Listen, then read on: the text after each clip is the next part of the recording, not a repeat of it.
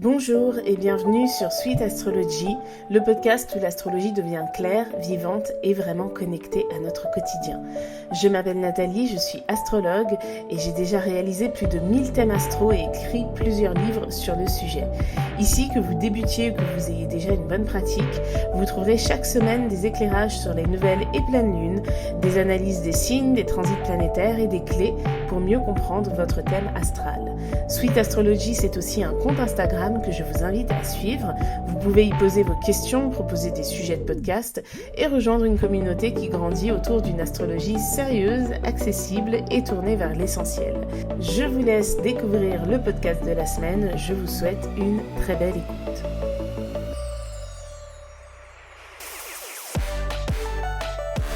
Bonjour, j'espère que vous allez bien. Je suis heureuse de vous retrouver cette semaine pour un nouveau podcast sur la pleine lune en Balance qui va avoir lieu le 2 avril prochain. Alors cette pleine lune, elle marque la moitié de la lunaison qui a commencé avec la nouvelle lune en Poisson. Donc sur le degré 28, c'était de mémoire. Donc on était à l'aube de l'équinoxe, on allait rentrer dans l'énergie du Bélier parce que souvent ce qui se passe, j'avais déjà expliqué ça sur Instagram il y a longtemps, mais en fait en astrologie tout fonctionne par axe. Donc on a l'axe Vierge-Poisson, donc souvent une nouvelle lune en Poisson, ça indique une pleine lune, donc la moitié de la lunaison qui se fait dans le signe de la Vierge, le signe d'en face. Seulement là, on est dans une forme d'inversion, comme les nouvelles lunes, elles se font sur les derniers degrés. C'est quelque chose qui va finir par se rééquilibrer au bout d'un moment. Mais comme en ce moment, elles se font sur les derniers degrés, eh bien, on a des pleines lunes dans le signe au quinconce, parce que la Balance est au quinconce du signe des Poissons. Un quinconce, qu'est-ce que c'est ? Si vous utilisez Astrothème, c'est un aspect qui est représenté par un trait vert et qui représente 150 degrés d'écart entre deux signes. Donc 150 degrés, c'est un carré qui fait 90 degrés, plus un sextile qui fait 60 degrés. Donc il y a à la fois une dissonance, le carré, et en même temps une harmonie. Donc c'est un aspect qui est très compliqué vraiment à interpréter parce qu'il sème quand même beaucoup de doutes. On peut pas dire que les Poissons et la Balance ce sont des signes qui ne s'entendent pas du tout, mais ce sont des signes qui peinent un petit peu à se comprendre, mais on leur trouve quand même des qualités communes, à savoir la créativité, le sens du beau. Le signe des Poissons est un signe qui est très sensible à la beauté d'une œuvre d'art, par exemple, tout comme la Balance. Et ce sont deux signes qui sont énormément centrés sur les besoins des autres. Alors pas forcément pour les mêmes raisons, mais il y a quand même cette ligne directive qui est présente. Donc ici, cette pleine lune en Balance, elle marque la moitié d'une lunaison qui a commencé en Poisson. Donc, qu'avez-vous initié au moment de la nouvelle lune en Poisson du 19 mars dernier ? C'est la question qu'il faut se poser. N'hésitez pas à réécouter le podcast que j'avais fait sur cette nouvelle lune pour vous réimprégner des énergies de cette période-là. Et ici, cette objectivité qui est recherchée, puisque la lune en Balance, elle montre son disque plein, l'objectivité qui est recherchée est une objectivité qui doit mener vers une forme d'équilibre ou vers une forme d'engagement. Pourquoi ? Parce que c'est ce que représente le signe de la Balance. Donc dans ce podcast, on va voir vraiment comment tirer profit au mieux des énergies de cette pleine lune, et on va regarder aussi les quelques aspects qui la composent. Donc déjà, une pleine lune, c'est une opposition du soleil à la lune. Cette opposition, elle a lieu avec une lune à 12 degrés 21 du signe de la Balance, donc le soleil sera à 12 degrés 21 du signe du Bélier. Ça veut dire qu'il sera plus vraiment conjoint à Saturne et à Neptune, qui eux seront à 5 degrés pour Saturne et à 2 degrés pour Neptune, 2 degrés du signe du Bélier, donc ils seront restés au début de ce signe. Mais néanmoins, l'énergie Bélier, elle est forte, et ça vaudra pour toutes les pleines lunes en Balance qui vont se succéder dans les prochaines années, puisque Neptune va rester 14 ans quand même dans le signe du Bélier. Donc à chaque fois qu'il y aura une pleine lune en Balance, il y aura une opposition, même si elle n'est pas parfaite, à Neptune en Bélier. et à Saturne pour les quelques années à venir, puisque Saturne, en 2029, va entrer dans le signe du Taureau. Donc déjà, on sent que l'énergie Bélier, elle est quand même chargée. Cet équinoxe, j'en avais parlé dans le podcast que j'ai fait sur l'équinoxe, il est marqué par la présence de cette conjonction Saturne-Neptune en Bélier, donc vous pouvez avoir l'impression que j'en parle beaucoup, mais c'est parce que c'est quelque chose qui est vraiment impactant, et Saturne et Neptune sont des planètes lentes, donc c'est les fondations de notre monde. Et on voit bien qu'on est dans un monde qui se veut de plus en plus guerrier, de plus en plus individualiste, de plus en plus violent aussi, il faut bien le dire, malheureusement. Et donc, cette énergie bélier qui est très très forte va se faire ressentir au moment de cette pleine lune en balance. Donc la lune en balance, c'est l'émotionnel, l'énergie du cancer qui s'invite dans le signe de la balance. Et le point commun entre l'énergie du cancer et le signe de la balance, c'est que ce sont deux énergies cardinales. Les énergies cardinales, elles ont quand même pour vocation d'aller de l'avant. Donc on n'est pas dans une pleine lune entièrement statique quelque part, c'est pas comme une pleine lune en Scorpion, une pleine lune en Verseau qui demande à s'ancrer quand même un minimum. On est dans une pleine lune qui demande à réajuster les choses par le biais de l'action, d'autant plus que le signe de l'action c'est le Bélier et que y a beaucoup d'astres en Bélier, dont bien évidemment le Soleil. Je précise qu'au moment de cette pleine lune, Mars ne sera pas encore dans le signe du Bélier, il sera toujours dans le signe des Poissons, et Vénus, elle aura quitté le signe du Bélier, puisque le 30 mars, elle entre dans le signe du Taureau. Elle sera à 2,59 degrés exactement du signe du Taureau. Donc, cette pleine lune, elle nous demande de faire un bilan par rapport à ce qu'on a commencé aux alentours du 19 mars, et ce bilan va nous inviter à nous positionner. Puisque la balance est un signe, c'est vrai, qui représente l'hésitation, qui représente le fait de vouloir aussi un petit peu plaire à tout le monde, donc de ne pas avoir d'embrouille, de rester diplomate, de rester cordial, de rester le plus neutre possible aussi parfois. Mais là, il y a tellement d'énergie bélier qui est présente au moment de cette pleine lune qu'il va falloir prendre position. Et cette prise de position, elle est quand même invitée à se faire dans une certaine forme de douceur, puisque la balance, c'est un signe qui est diplomate, c'est un signe qui sait bien communiquer, c'est un signe aussi qui nous invite à comprendre les besoins de l'autre. Donc si vous êtes à une période de votre vie, vous êtes proche de devoir prendre un engagement, que ce soit un engagement professionnel par exemple, que ce soit un engagement par le biais d'une signature de contrat, alors que ce soit pro, que ce soit un contrat matrimonial, que ce soit un contrat d'achat de biens immobiliers, un contrat d'engagement, je sais pas moi, pour un crédit, même si c'est un crédit en 3 fois sans frais, peu importe, il y a l'idée vraiment de s'engager dans le but de rééquilibrer quelque chose. Il ne faut pas oublier que les décisions qu'on a prises aux alentours de la nouvelle lune en Poisson pouvait être complètement flou. C'est-à-dire que l'énergie Poisson, c'est une énergie qui est abstraite et qui cherche à comprendre ce qui se passe à l'intérieur. C'est le signe du karma, c'est le signe des rêves, c'est le signe du subconscient, de l'inconscient, de l'imaginaire, de tout ce qui va toucher la notion de croyance. Donc il y a beaucoup de flou, d'autant plus que cette nouvelle lune en Poisson, elle s'est faite à un moment où Mercure était rétrograde dans le signe des Poissons. Donc ça, j'en avais parlé.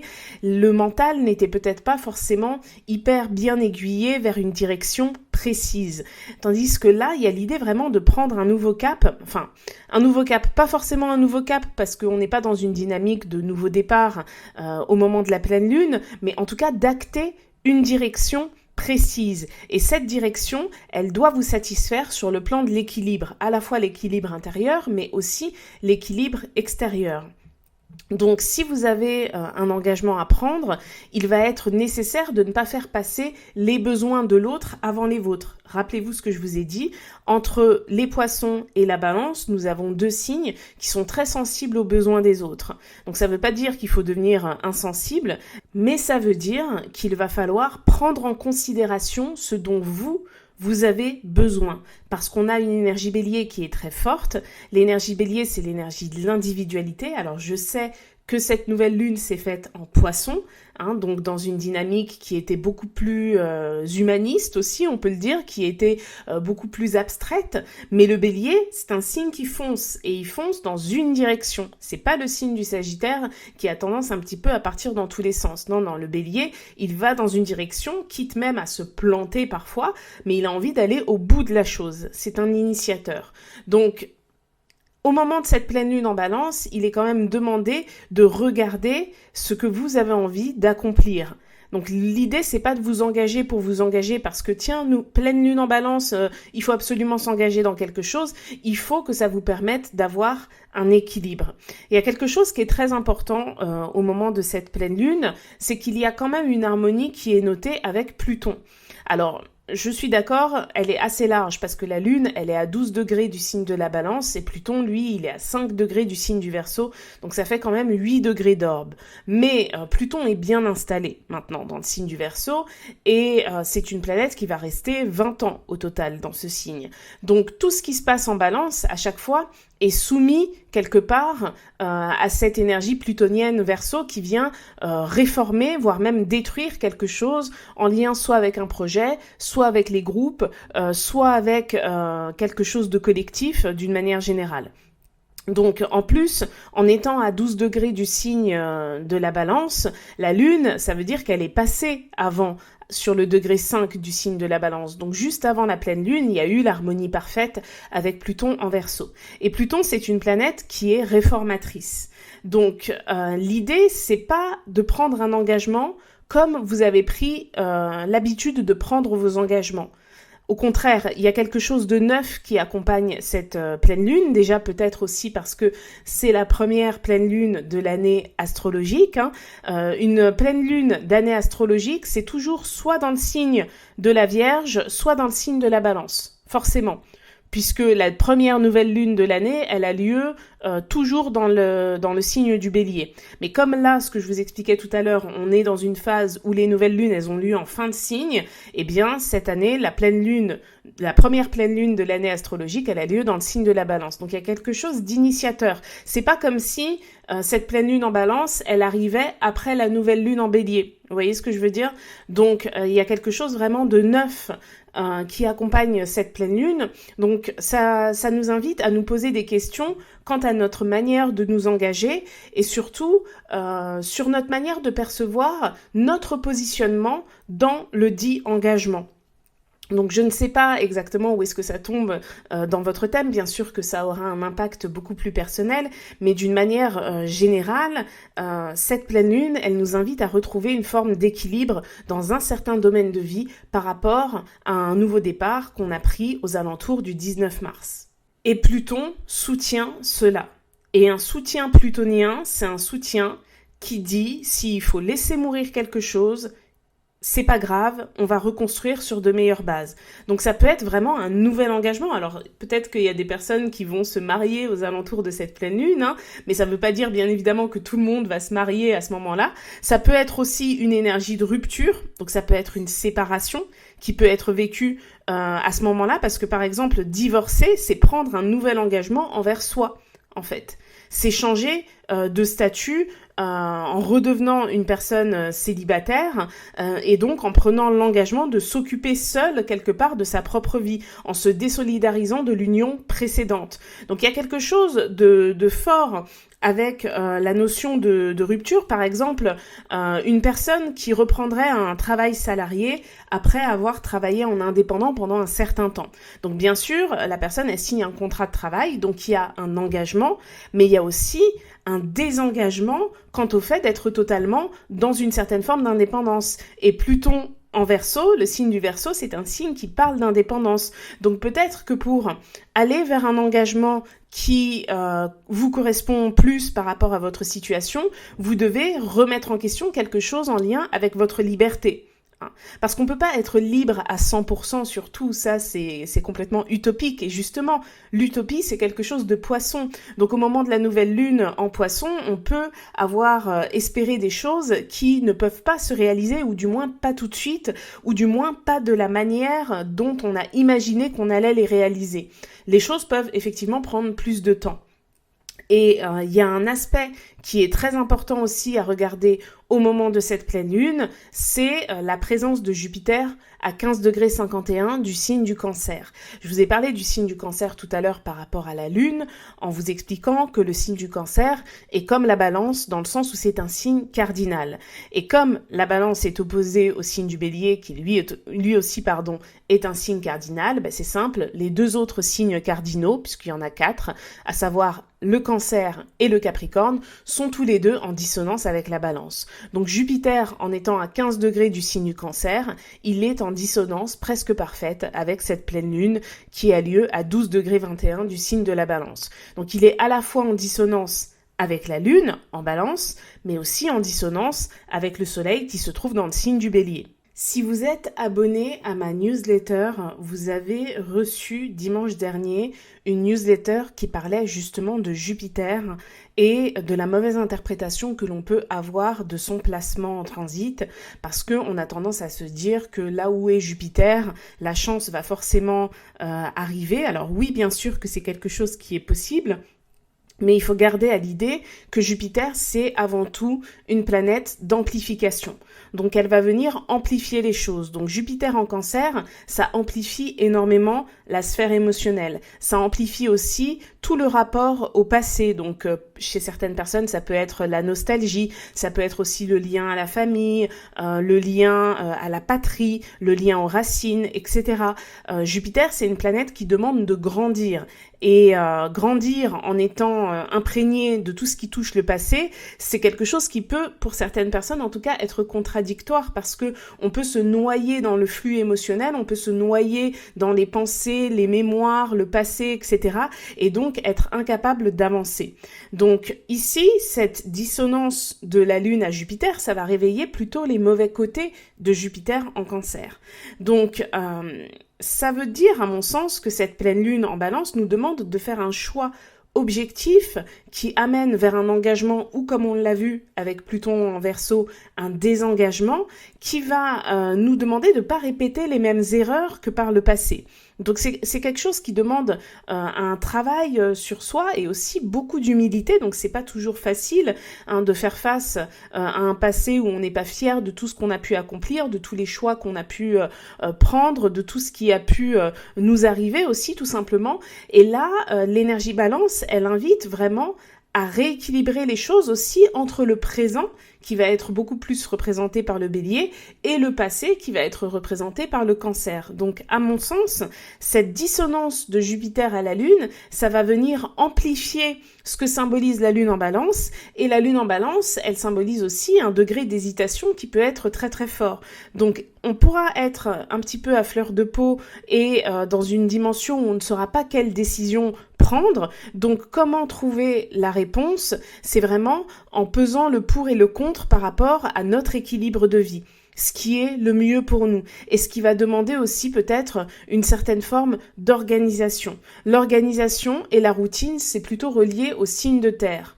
Et chose importante, il n'y a pas d'astre en Vierge ni en Capricorne au moment de cette pleine lune. Par contre, je vous l'ai dit tout à l'heure, Vénus est entrée dans le signe du Taureau. Et Vénus, c'est aussi le régent de la Balance. Donc elle représente la Lune, puisque la Lune est en Balance au moment de la pleine lune en Balance, ce qui est tout à fait logique. Donc, ce que je veux dire, c'est que Vénus en Taureau, c'est l'art de retrouver du bonheur, du plaisir dans un certain cadre, dans une certaine forme de routine.